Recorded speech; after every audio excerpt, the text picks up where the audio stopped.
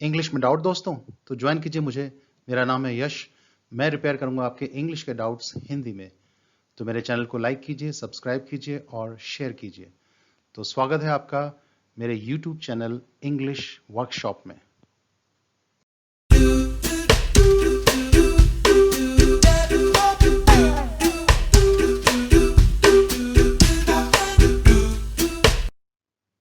English workshop में आज हम करते हैं फ्रेजल वर्ब्स गो पर बनी। तो शुरू करते हैं आज का सफर।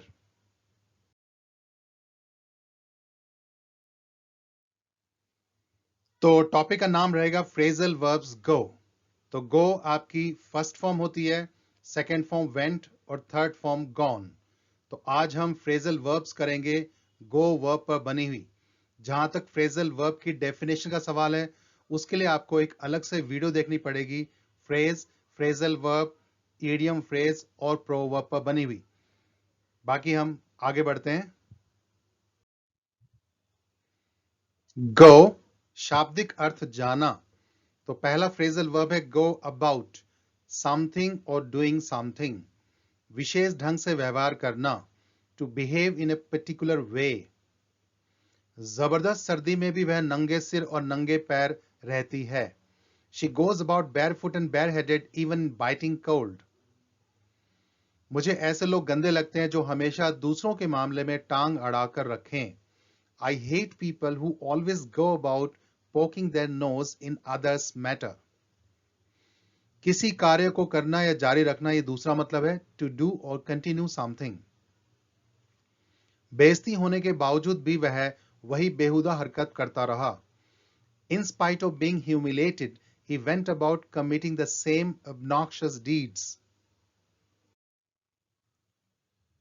Go along with somebody something. विकास करना, तरक्की करना, आगे बढ़ना, to progress. तुम्हारी नौकरी और आगे की पढ़ाई कैसी चल रही है, मतलब किस तरक्की से चल रही है। How are your job and further studies going along? Corona की वजह से काम बिल्कुल भी तरक्की नहीं कर रहे हैं। Things are not going along properly because of the corona. किसी से सहमत होना, दूसरा मतलब है to agree with somebody or something. मैं उसकी इस बात से सहमत नहीं हूं कि यह चल रहा कोरोना केवल एक हवा है। I don't go along with his view that the ongoing corona is only a bugbear. Go at for somebody. किसी पर हमला करना, to attack somebody. जब रोजी को असलियत का पता चला तो उसने चीनू पर हमला कर दिया। When Rosie came to know the reality, she went at Chinu. पत्नी को पति के चक्कर का पता चला ही था कि उसने चाकू से हमला कर दिया। No sooner did the wife get to know about the hubby's affair than she went for him with a knife. Go at something ये दूसरा मतलब है किसी कार्य में मेहनत करना, to work hard at something. दोनों बहनों ने परीक्षाओं में जमकर पढ़ाई की, खूब मेहनत की। Both the sisters went at studies in the examinations. Go back on something. वादा ना निभाना, to fail to keep a promise. Bhanu के वादे ना निभाने के पीछे कोई कारण रहा होगा। There must have been some reason for Bhanu's going back on his word. अपने कहे से कभी मुकरो मत या कभी वचन मत दो। Never go back on what you have said or never give a word.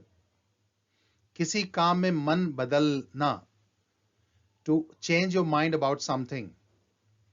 भगवान जाने उसने अचानक हमारे साथ काम करने से अपना मन क्यों बदल लिया। God knows why she has suddenly gone back on working with us. Go by something. समय का गुजरना, to pass of time. ऐसा लगता है कि जमाना बीत गया है दारू पिए हुए। Ages seem to have gone by since I had a drink. दूसरा अर्थ होता है किसी के अनुसार कार्य करना, to be guided by something.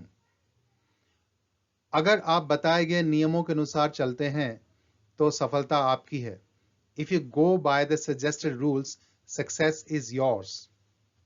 किसी से धारणा बनाना, to form an opinion, ये तीसरा मतलब है। लोग बाहरी दिखावे से ही अपनी धारणा बना लेते हैं, जो एक धोखा हो सकता है। People go by the outer appearance, which may be a deception. Go off, बंदूक या बम चलना। To be fired, to explode.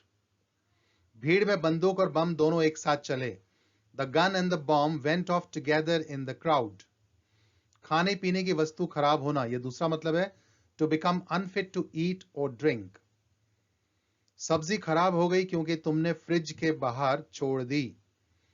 The vegetable has gone off because you left it outside the fridge. दूसरा, go off somebody something, किसी में अरुचि हो जाना। To stop liking. Golu को अब सांसारिक बातों में अरुचि पैदा हो गई है।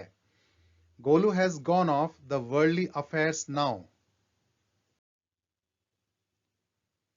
Go through, ध्यान से जायजा लेना। To examine carefully.